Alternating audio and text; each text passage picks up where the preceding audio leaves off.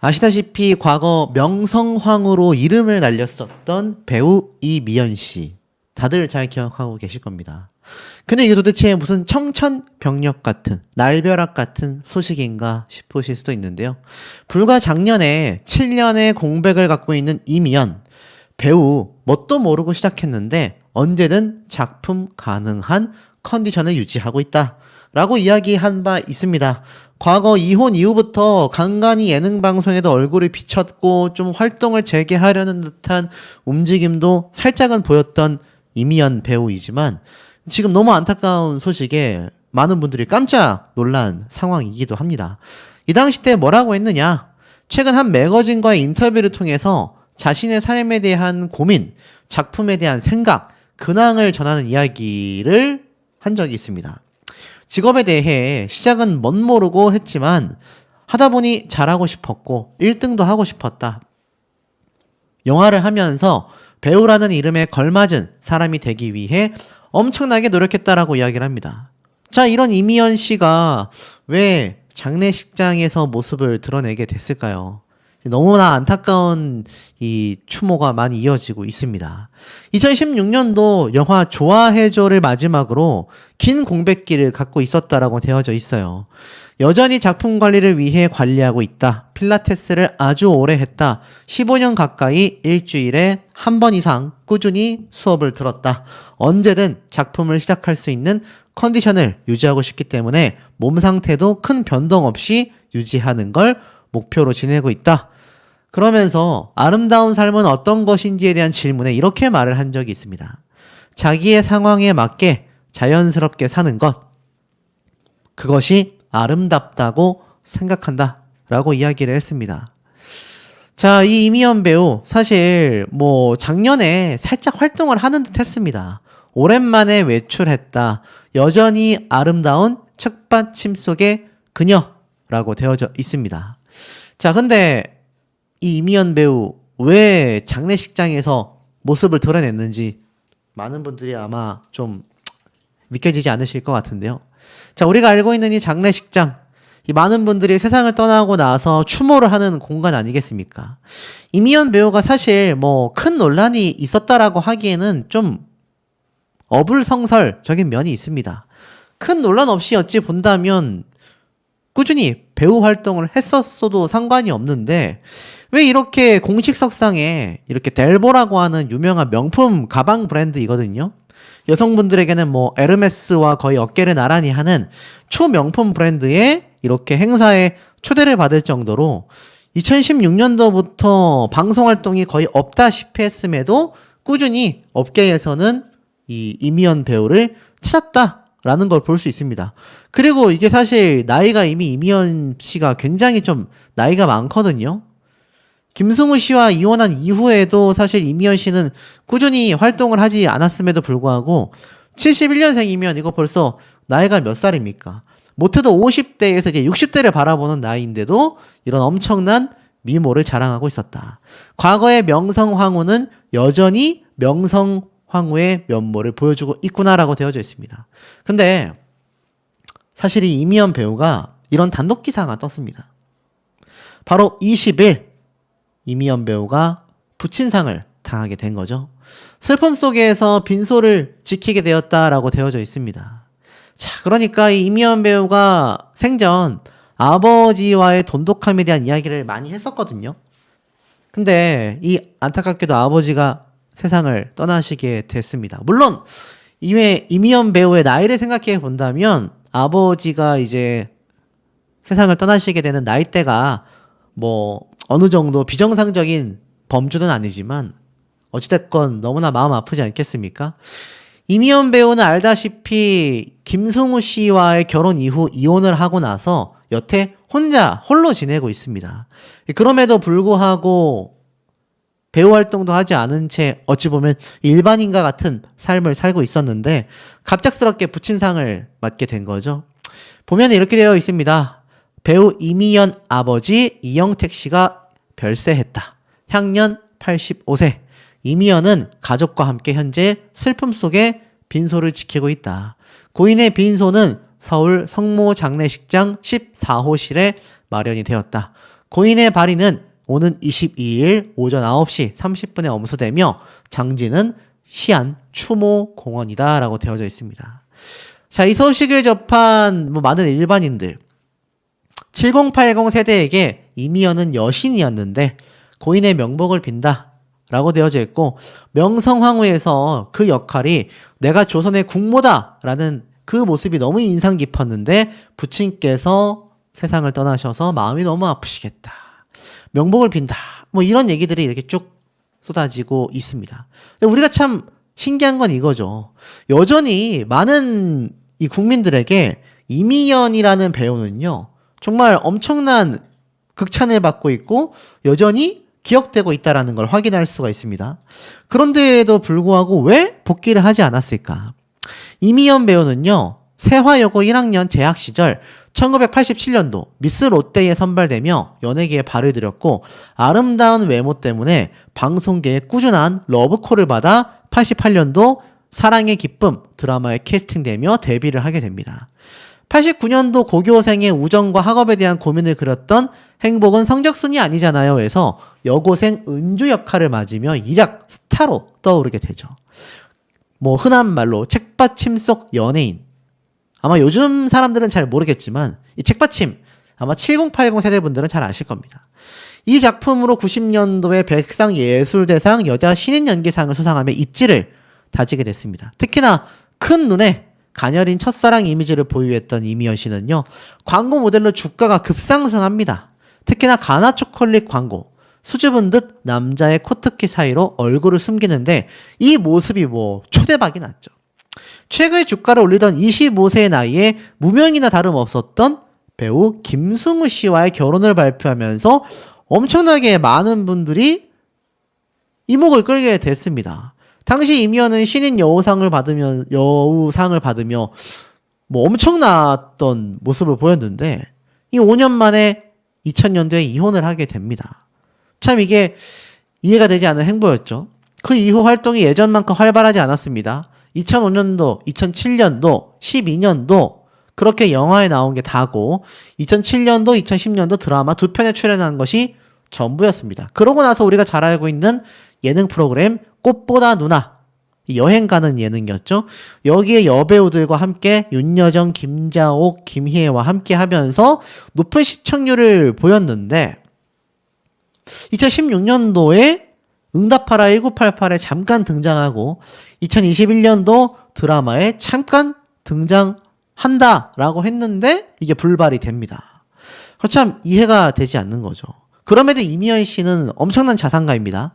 서울 강남구 청담동의 빌딩을 2009년도에 60억 원에 매입했는데 지금으로 따지면 약 150억 정도. 와, 그러니까 2배 이상 엄청나게 가치가 상승이 된 거죠. 그럼에도 많은 분들이 이번 부친상을 당한 이미연 배우에 대한 안타까운 이야기가 쏟아지고 있습니다. 특히 이번 부친상은 철저하게 비공개로 진행할 것이다 라고 이야기가 되어져 있는데 지금 보면은 이미연 배우가 활동도 잘하지 않는 상황에서 자신의 일상생활을 전혀 공개하지 않고 있습니다. 아마 그것은 과거 김승우 씨와의 이혼 때문일 텐데 이게 또 공교롭게도 김승우 씨가 같은 여배우인 김남주 씨와 결혼을 하게 되면서 사실 많은 분들에게 좀 논란이 컸습니다.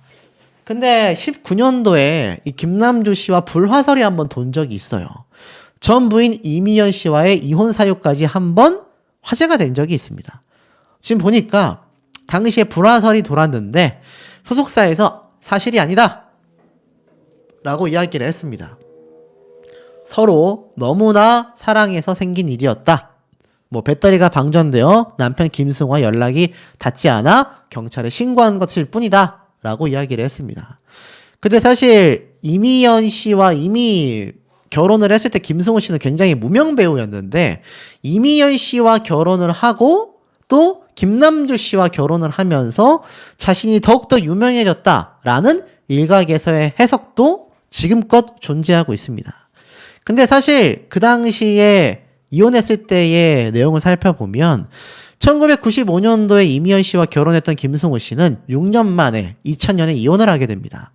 이혼 당시 이미연 씨는 기자회견을 통해 이렇게 말을 했어요. 서로 다른 성격 때문에 싸우게 됐고 생활 방식의 차이, 일하는 방식 차이 때문에 많이 다퉜다. 화내고 화해하고 반복했다. 그런 일들이 반복되면서 서로에게 조금씩 지쳐가는 것을 느꼈다.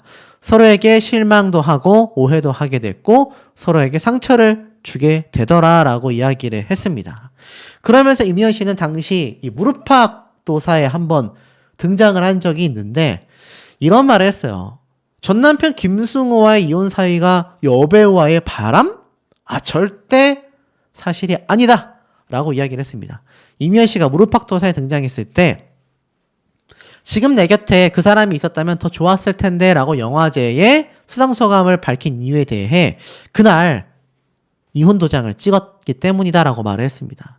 그 생각이 나지 않을 수 없었고 다 아는 사실이기 때문에 솔직히 말을 했으며 너무 일찍 그를 만난 것 같다라는 생각이 들었다. 만약 그 사람을 미워하게 된다면 내 20대가 사라질 것 같았다. 서로 잘 되길 바라는 우정은 남아있을 거라고 믿는다라고 털어놓기도 했었다라는 겁니다. 자, 그만큼 이 전 남편과의 이혼 사유는요, 뭐 바람 때문이다. 이 김승우 씨가 김남주 씨와 이 바람을 펴가지고 헤어졌다. 막 이런 헛소문이 돈 적이 있는데 그것은 사실이 아니다라고 오히려 이미연 본인이 이야기를 했다라는 거죠. 오히려 너무 어렸을 때, 20대 때 일찍 그 사람을 만나게 됐던 것이 힘들었던 것 같다라고 이야기를 합니다. 그러면서 너무 일찍 만났던 것 같다라고 이야기를 하며 서로 잘 됐으면 좋겠다. 그러면서 그때 결혼하지 않았다면 아마 공주병에 걸린 연기자나 평범한 여자가 되어 있었을 거다라고 이야기를 했습니다. 많은 분들이 좀 안타까워하기도 했죠. 김승우 씨 같은 경우도 사실 과거에 이 김승우 씨 아버지가 사기 혐의로 피소를 당한 적이 있습니다. 알고 보니까 김승우 씨 아버지가 고소장에 따르면 땅이 있었는데 뭐 총 수익이 12억 정도였는데 뭐 아는 지인에게 5대5로 나누자라고 투자 제안을 했었다라고 합니다. 근데 뭐 그러면서 자금 지급을 하지 않았다. 뭐 이렇게 된 거죠. 변명만 했었다. 근데 이 당시 때 대응을 했어요. 보니까는 사실 부친과 그 사람의 양측 주장이 달라 법정 다툼이 있을 것 같다. 하지만 김승우 씨는 전혀 관여하지 않았다. 근데 이 상대방 A 씨는 고소장에 이 김승우 씨 아버지가 내가 김승우 아버지다라고 소개하며 투자를 권유했다라고 이야기를 했지만 아들이었던 김승우 씨는 전혀 뭐 관계없다. 이렇게 말을 했었던 요런 사건이 한 번 있었습니다. 그러다 보니 김승우 씨 입장에서도 요번 이미연 씨의 아버지 부친상에 대하여 많이 마음 아파하고 있지 않을까 싶기도 하고 다행히도 그래도 이미연 씨 본인에게 어떤 말도 안 되는 별세 소식이 전달된 건 아니기 때문에 많은 분들이 조금은 안심을 하셔도 되지 않을까. 그래도 명복은 많이 빌어주셔야 하지 않을까 라는 생각이 들고 지금 뭐 연예계에도 이미연, 김승우 두 사람의 사태가 그 당시에는 굉장히 좀 이슈가 됐지만 요즘 연예인들의 이혼 굉장히 너저분합니다. 굉장히 참 입에 담기 힘든 사례가 많은데 이미연, 김승우 두 사람의 이혼 사유는 비교적 깔끔하지 않았나라는 생각도 듭니다. 김병만 씨 사태가 전혀 다른 반전을 맞이하게 되고 말았습니다. 단독 기사가 이른 시간부터 떴는데 많은 분들이 김병만 씨가 나쁜 사람이다 이렇게 오해하고 계신 분들도 참 많이 계셨었는데 이 사태가 완전히 뒤집혔습니다. 일단 이 단독 기사 내용이 너무 중요하거든요. 빨리 한번 말씀드려보자면 자, 이 달인이라고 불리우지 않습니까? 김병만 씨는요, 알고 보니 ATM기였다. ATM기가 뭡니까, 여러분? 바로 현금 인출기 아닙니까? 자, 김병만 씨가 왜 이혼하게 됐는지 이야기가 나왔는데 소속사 관계자와 S씨가 누굽니까? 와이프였던 사람이겠죠? 나는 병만 씨가 돈을 가지고 있는 게 너무나 불안합니다. 돈이 안 붙어 있어서요. 그렇게 가지고 나가서 보험 해약해가지고 손해도 수천만 원 보고 펀드 투자한다고 반토막 내고 이러다가 잘못돼서 돈을 다 잃을까봐요. 여지껏 빚도 없이 잘 관리했는데 맨달 1,000씩 주는 걸로 되었고요. 돈은 제가 벌었으면 됩니다. 집값 나머지 이체하면 됩니다. 제가 집 구매 계획을 세워야 해서요.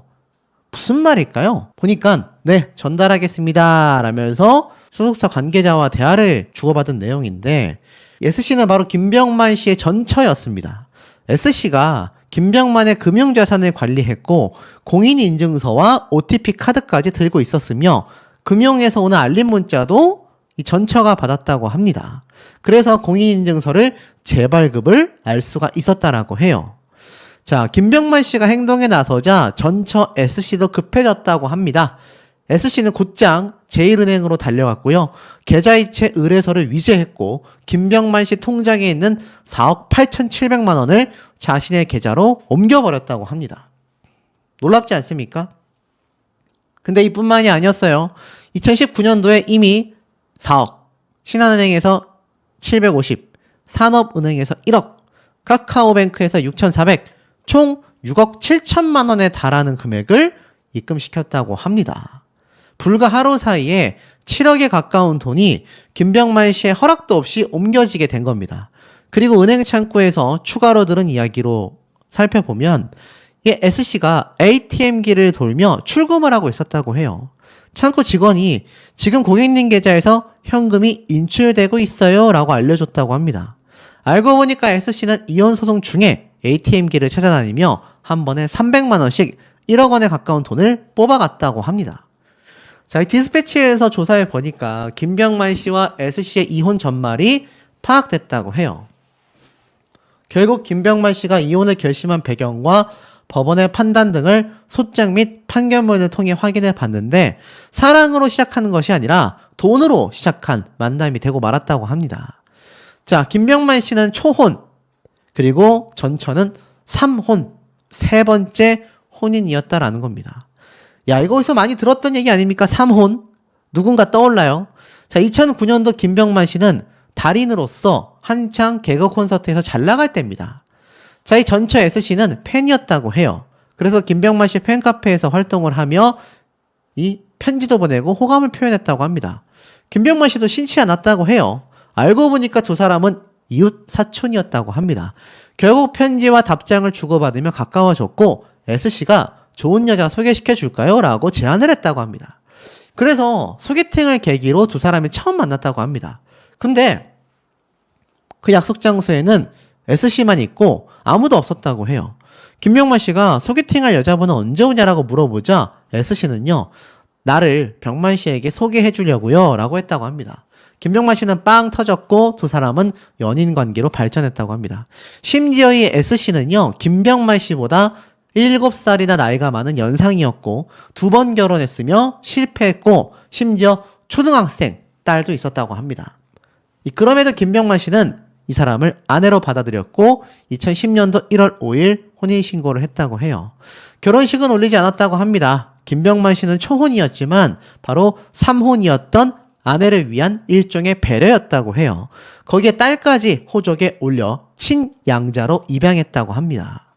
김병만 씨가 거의 보살 아닙니까? 보살? 아무리 개그맨 후배들에게 많은 비판을 받았던 이력이 있다고 하지만 이 결혼에 있어서만큼은 참 안타까운 남자였던 거죠. 자, 이혼 소송 판결문을 보면 김병만 씨가 원고, 그리고 S씨가 피고라는 게 나와져 있습니다. 그러니까 S씨가 피의자인 거죠. 김병만 씨는 고소를 한 당사자인 거고요. 자, 보니까 결혼은 지옥이 되고 말았다고 합니다. 이 S씨의 집착이 엄청났다고 해요. 김병만 씨가 스케줄이 많아서 좀 바빴는데 연락이 안 되면 스태프들에게 전화를 하여 간섭했다고 합니다. 김병만 씨는 이혼 소장에 내가 사람들을 웃기는 게 직업인데 S씨와 매일 다퉜다. 하루가 지옥처럼 힘들었다. 1년 만에 사실상 별거에 들어갔다고 합니다. 공식적인 별거는 지금부터 약 10년 전 2014년도 12월쯤 된다고 해요. 2016년도부터는 거의 왕래도 없었다고 합니다. 매니저를 통해 의사를 전했고 이 전처는 돈 이야기를 할 때만 연락을 했다고 합니다. 자산 관리에 대한 갈등이 컸다고 해요. 김병만 씨는 결혼하고 나서 전처에게 재산 관리 전체를 일임했는데 주로 그가 소화했던 정글의 법칙 시리즈, 해외 오지에 머무는 시기가 더 많았다고 합니다. 그러다 보니까 전처는 김병만 씨의 인감, 통장, 공인인증서, OTP 카드 등을 모두 관리했는데 심지어 전처는 매월 생활비의 명목으로 1,000만 원가량의 현금을 인출해 갔다고 합니다. 세상에, 연봉 1억이에요. 자, 이 전처가 생활비에 쓴다면 매월 현금을 따로 뺐는데 관리비나 카드비, 세금 등은 김병만 씨의 통장에서 출금됐다고 합니다. 도대체 매달 가져간 1,000만 원은 어디에 썼는지 전혀 알 수가 없다라는 거죠. 자, 더불어서 이 통장의 잔고 변화를 보면요. 여기 보면 재산의 목록이 누락되어 있는 걸 볼 수가 있습니다. 빼돌렸다라고 의심을 받고 있는 거죠. 도대체 누가 그 돈을 옮겼을까? 2019년도에 김병만 씨는 경제권을 되찾으려고 내 명의 계좌는 내가 관리하겠다라고 통보를 하여 OTP와 카드 등을 재발급 받았다고 합니다. 그러자 이 전처가 바쁘게 움직였다고 해요. 김병만 씨의 실물 통장과 도장을 들고 은행을 찾아가서 이렇게 6억 7천만 원을 옮겨버린 겁니다. 와, 충격적이죠? 김병만 씨가 10년간 벌어들인 돈은요, 약 125억 원. 그 중에서 세금만 44억 원을 냈다고 합니다. 하지만 이혼 과정에서 밝혀진 이 부부의 순재산 합계액이 나왔습니다. 보니까 49억 원, 즉 10년간 30억 원 이상 썼다는 겁니다. 이게 무슨 말이냐? 125억에서 44억 정도를 빼면 대략 한 80억 정도 넘는 돈이 나오잖아요. 근데 살펴보니까 남은 돈이 49억 정도, 50억 정도 남았다라는 겁니다. 80억 정도에서 50억 정도 남았으면 10년 동안 30억을 사용하게 된 거죠. 자, 김병만 씨는요, S씨가 이혼을 거부하며 경제권을 돌려주지 않았다. 통장, 신용카드, 또 수십여 개의 내역을 파악할 수도 없다. 하지만 S씨의 예금 잔액 변동 내역을 알아보니 2019년도에 20억 정도가 있었다고 합니다. 그러나 1년 5개월 뒤에 남아있는 통장 잔액은 11억 정도 된다고 해요. 또 9억 정도가 사라진 거죠. 그리고 S씨는 약 9,500만 원짜리 자기압 수표를 4차례나 발행했고 5천만 원 수표 1장, 100만 원권 수표 3장도 끊었다고 합니다. 그런 현금이 어디로 사라졌는지 알 수가 없다는 얘기예요. 결국에는 어떻습니까? 재산 분할, 전쟁이 시작된 겁니다. 2020년도부터 김병만 씨가 무단으로 빼간 6억에 대해서도 또 재산 분할에 대해서도 소송을 걸었는데 이 전처는요. 김병만의 주장은 사실관계에 허위가 많다. 오해가 많다. 속상하다. 나는 김병만을 진심으로 사랑하여 이혼을 원하지 않는다. 이 사건의 청구를 기각해달라. 하지만 이러다가 약 1년 뒤에 반소장을 제출하며 위자료도 1억을 청구했다고 합니다. 그리고 돌연 김병만 씨가 자신에게 손찌검을 해왔다. 이혼의 귀책 사유를 돌렸다라는 거죠. 결국엔 어떻습니까? 재산 분할을 했는데 김병만 씨가 75%, 전처가 25%, 부동산의 절반의 지분 소유권을 김병만에게 넘기고 보험계약자 명의를 김병만으로 바꾸고 10억을 돌려줘라 라고 오히려 판결을 한 겁니다. 그러니까 S씨가 항소를 하는 거죠. 하지만 받아들여지지 않았고 작년 9월 달에 이혼이 확정됐다라는 겁니다. 하지만 어떻습니까? 재판부의 판단을 정리해보면 혼인 파탄의 책임은 두 사람에게 있으나 김병만 씨의 손찌검을 죄로 인정하기가 굉장히 증거가 부족하다. 하지만 전처는요. 김병만 씨를 이런 항목으로 고소했습니다. 손찌검뿐만이 아니라 자신에게 이런 신체적 피해를 입혔다. 이거 부부 사이에 이런 일이 있었다라면 큰일 날 일인데 이렇게 주장한 겁니다. 그것도 무려 30여 차례나 피해를 입었다. 인터뷰까지 최근에 했었죠. 하지만 경찰은 그 주장을 받아들이지 않았습니다. 왜냐하면 김병만 씨는 그렇게 피해를 입혔다라는 당일날 해외에 있었고 해외 촬영 중이었기 때문입니다. 결국 출입국 기록을 대조한 결과 일치하는 게 하나도 없었다라는 거죠. 심지어 이 전처의 딸이 오죽했으면 사실 확인서를 제출했습니다. 사실 이 딸은 전처의 딸이잖아요. 근데 오죽했으면 양 아버지가 안타까웠는지 사실 확인서를 제출을 했다라는 겁니다.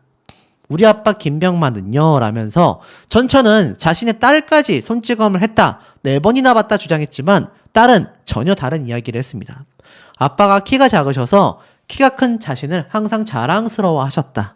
항상 웃어주시고 개그를 보여줬고 원하는 건 어떻게든 다 들어주려고 하셨다. 다 해주면 안 된다라는 엄마와 티격태격 할 정도였다. 김병만은 항상 고마운 분이었다라고 평했다고 합니다. 엄마에게 전화하면 첫마디가 항상 땡땡은 그러니까 딸을 찾았다라는 거죠. 해외에서 전화해도 키는 더 컸냐라고 물어보고 집에 오면 우선 자기 이름부터 크게 불러 찾고는 바로 키재기를 했다고 합니다. 제가 아이돌 팬인데 공연 때마다 그 아이돌 소속사 사장분께 연락하여 가장 좋은 자리를 받았고 심지어 제게 매니저 오빠를 붙여줬고 택시를 타고 본인은 이렇게 방송 촬영장을 다녔다고 합니다. 딸을 위해서 다 해준 거예요. 자신에게 정말 최선을 다해줬고 이만큼 잘 키워주고 오래도록 큰 사랑과 은혜를 베풀어준 김병만 아버지는 참으로 고마운 분이다라며 2022년도에 이렇게 고백을 한 겁니다. 이게 얼마나 마음이 아픕니까? 결국엔 어떻습니까? 김병만 씨의 명의로 든 보험도 사실로 확인이 됐습니다. 끝낼 때까지 끝나지 않는다. 김병만 씨가 결국 패소를 했는데요. 그것은 김병만 씨가 결국 전처와 연결고리를 끊고 싶었다라는 겁니다. 근데 정작 전처는요, 이상한 계산법. 김병만이 재산 분할을 받지 않는 조건으로 딸의 파양 동의서를 써주겠다. 딸을 걸어버린 겁니다. 김병만 씨는 당연히 거절했죠. 결국 두 사람의 이혼 소송은 끝나 법적으로 남남입니다. 하지만 여전히 얽혀있는 것들이 많고요. 전처가 몰래 가입한 보험 명의도 김병만 씨가 이전받아야 한다고 합니다. 김병만 씨가 세계 보험사를 상대로 보험 해약금 지급 및 추심금, 명의 변경 소송 등을 제기한 상태라고 해요. 재살분할금 5억 원을 더 돌려받아야 하는 상황이라고 합니다.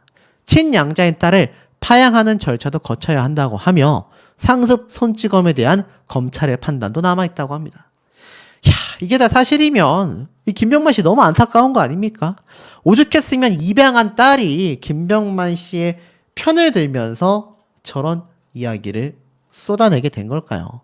많은 분들이 정말 이해가 되지 않는다라는 이야기까지 빗발치고 있는 상황으로 생각이 듭니다.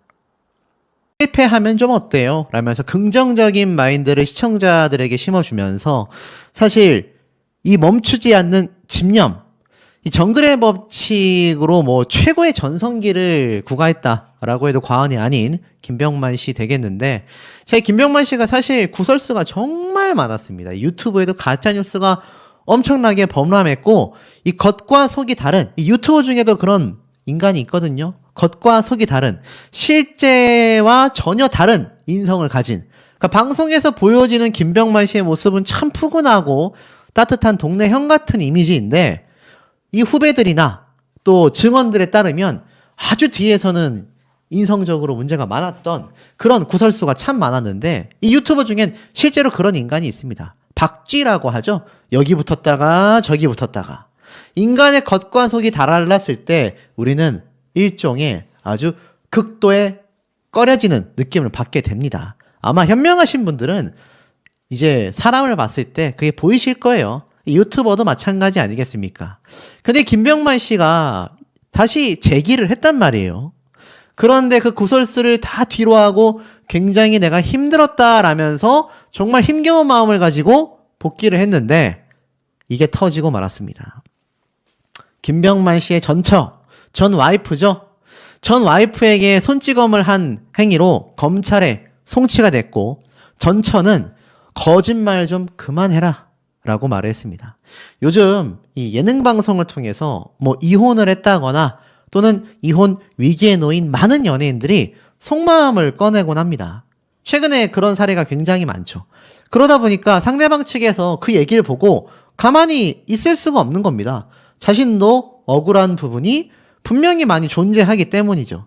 김병만 씨의 전처가 아마 그런 모습을 보이지 않았을까라는 생각이 듭니다. 자, 어떤 말인가 좀 봤더니 김병만 씨가 이제 방송에 나와서 했던 말을 보고 너무 분하고 억울하다. 이제는 김병만 씨가 거짓말을 좀 그만했으면 좋겠다. 바로 최근 김병만 씨가 이혼 소식을 전했단 말이에요. 지난달 28일 방송된 채널 A 절친 토큐멘터리 방송에 출연하여서 2011년도부터 결혼한 뒤 1년 만에 별거를 시작했고 약 10년간 별거를 해오던 끝에 드디어 소송을 거쳐 이혼을 했다라고 밝혔기 때문입니다. 사실 여러 차례 이혼을 요청했지만 전처의 거부로 인해 이혼하지 못했었다라고 주장을 했습니다. 김병만 씨는 무명 시절부터 쌓아온 모든 것들이 무너질까봐 두려운 마음에 꺼내놓지 못했다고 이야기를 했습니다. 속으로는 불행했지만 겉으로는 행복한 척을 해야 했다라고 밝혔단 말이에요. 자, 그렇기 때문에 이 김병만 씨가 뭔가 결혼 생활이 굉장히 힘들었겠구나. 김병만 씨가 남들에게 말 못할 고충이 있었구나. 근데 실상은 또 반전이 터졌습니다. 한 언론사가 김병만 씨의 전처 A씨를 만났는데 정반대의 이야기를 꺼내기 시작한 거죠. 전처인 A씨는요, 결혼 1년 만에 별거를 시작한 것도 10년간 별거를 지속했다라는 김병만의 주장 역시 전부 사실이 아니라고 했습니다. 심지어 A씨는 김병만이 결혼 생활 동안 상습적으로 손을 올렸고 김병만이 현재 그 관련 혐의로 검찰에 송치된 상태라고 조심스럽게 이야기를 전했다라는 겁니다. 야, 이게 사실이라면 겉과 속이 정말 다른 그 박쥐 같은 유튜버와 다를 바 없는 인성을 지닌 사람이 되고 맙니다. 자, 사람들이 이 많은 증거, 할 말 하 아니라고 하죠. 이 와이프분의 말이 사실이라면 김병만 씨에 대해서 할 얘기가 이렇게 많았는데 왜 할 말 하 안 했겠습니까? 엮이기 싫었단 말이에요. 저는 이 마음을 정말 잘 공감할 수 있습니다. 가끔 우리가 대변을 보고 더러워서 피한다고 이야기하지 않습니까? 아마 이 김병만 씨의 전처 A씨는요, 그러한 맥락에서 그냥 이야기를 확산시키고 싶지 않았을 마음일 수도 있습니다. 물론 전처의 이야기가 사실이 아니라면 김병만 씨에 대한 엄청난 명예훼손이 될 수가 있겠죠. 자, 근데 A씨는 이렇게 주장을 합니다. 김병만 씨가 이혼 소송을 제기하기 전까지만 해도 이혼에 있어서 어떤 의도, 어떤 별거의 비읍도 없었다. 그래서 이 얘기를 꺼내고 싶지 않았다. 딱 제가 했던 말 여기 나오지 않습니까? 그 사람은 연예인이니 묻어두려 했지만 우리 가족이 정상적으로 생활할 수가 없는 상황이다 라고 호소를 했습니다. 자, A씨에 따르면 김병만과 A씨는 2011년이 아닌 2010년 1월부터 부부로 결혼 생활을 시작했다고 합니다. 그리고 19년도 이혼 소송으로 파경을 맞았는데 A씨는 김병만의 이혼 소송이 너무나도 갑작스러웠고 결혼 이후 10여 년을 별거했다라는 주장 역시 황당하다고 했어요. 나는 이혼 소리를 들은 적이 없다. 처음에 김병만 씨가 집을 나가 생활한 건 딸의 수험생 생활 때문이었다. 연예인이라 불규칙한 생활을 하고 낮과 밤이 바뀐 생활을 할 때도 있었다. 아이가 입시생이었기 때문에 생활 패턴이 안 맞아 아이 공부에 문제가 생길까봐 매니저 숙소를 왔다 갔다 하며 지냈다라고 합니다. 당연히 그러니 별거라고 생각하지 않았던 거죠. 별거 하자라는 말을 들어본 적도 별거에 합의한 적도 없다라고 합니다. 집에 오지 않는 날들이 길어지면 그냥 방송 활동이 바쁜가 보다라고 했다고 해요. 그런데 갑자기 이혼 소장이 날라왔다고 합니다. 결국 2020년 두 사람은 결국 남남이 되었다고 해요. 이혼 2년 뒤인 2022년 12월 23일 A씨를 특정 경제범죄 가중처벌 등에 당한 이 법률, 사기, 절도, 사문서 위조 이런 것으로 고소를 김병만 씨가 했다고 합니다. 그런데 정작 전처인 A씨는요, 2년간 법적 다툼을 한 끝에 24년도에 혐의 없음 불송치 결정을 받았다라고 합니다. 이게 무슨 말입니까? 그러니까 이 김병만 씨가 와이프를 상대로 경제범죄 사기 혐의로 고소를 했는데 혐의 없음 이렇게 나온 겁니다. 결국 A씨는요, 결혼 생활 중 비일비재했다라는 상습적인 손찌검에 대하여 김병만 씨를 고소하게 됐다고 합니다.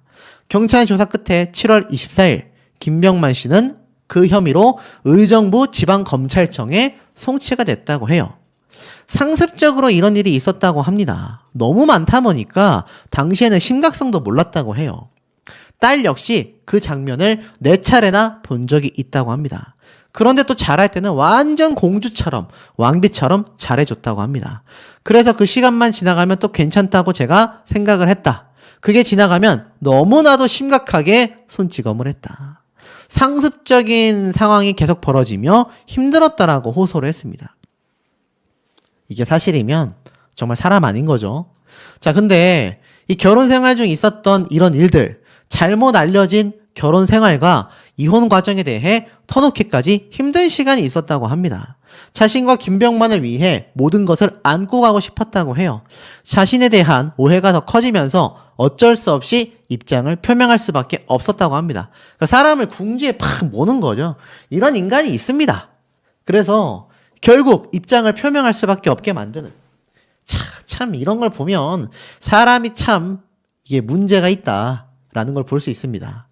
이혼 소송을 알고 나서도 너무 눈물이 났고 못 헤어지겠다라는 생각을 했다고 합니다. 이혼 소송을 해야 한다라는 걸 알고 넋을 놓고 울었다고 해요. 정말 헤어질 사이가 아니었다라고 힘들게 속내를 고백했습니다. 그러니까 정작 와이프는 오히려 결혼 생활을 잡고 싶었다라고 이야기를 하는 거예요.